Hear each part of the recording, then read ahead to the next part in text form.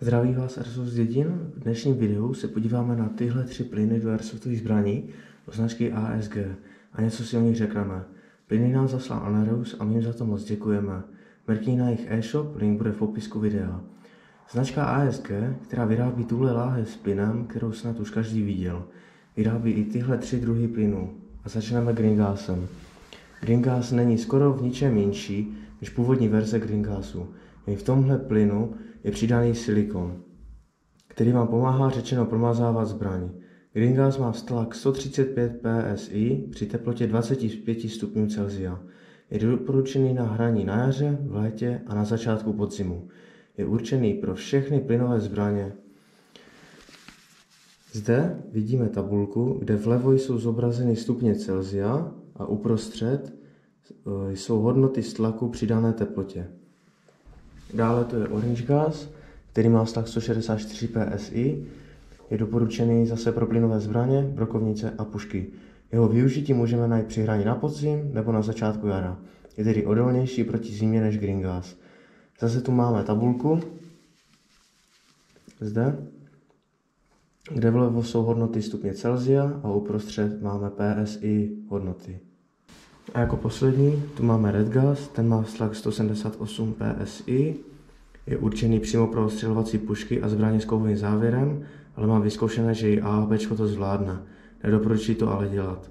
Tento plyn má uplatnění jen v zimě. V tabulce vidíme, že při 5 stupních by měl mít vztlak 128 psi. Nyní jsme se přesunuli na místo, kde tyhle 3 plyny teďka otestujeme. Máme něco okolo 2 stupních, takže by to podle mě měl zvládnout každý plyn. Když se podíváme na tabulku, máme tady, že Green Gas by měl mít při 5 stupních 107 psi. Orange Gas by měl mít při 5 stupních 121 psi.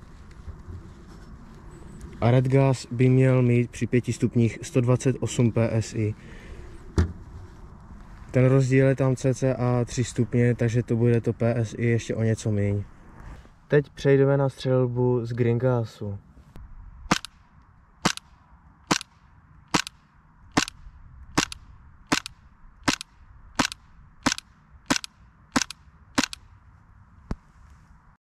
Další na řadě tady je Orange Gas.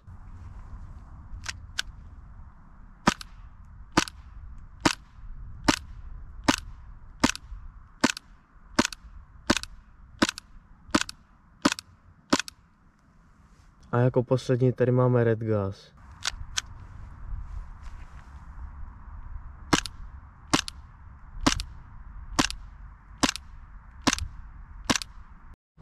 Tak, jsme na konci videa. Já děkuju, že jste video zhlédli až do konce.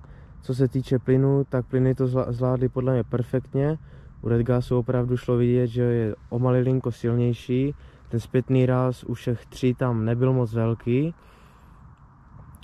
Plyny jsem testoval se zbraní AAP-01 Assassin Black a dolů do komentářů mi napište, který z těchto plynů vy sami používáte. Nezapomeňte hodit odběr, like a u dalšího videa ahoj.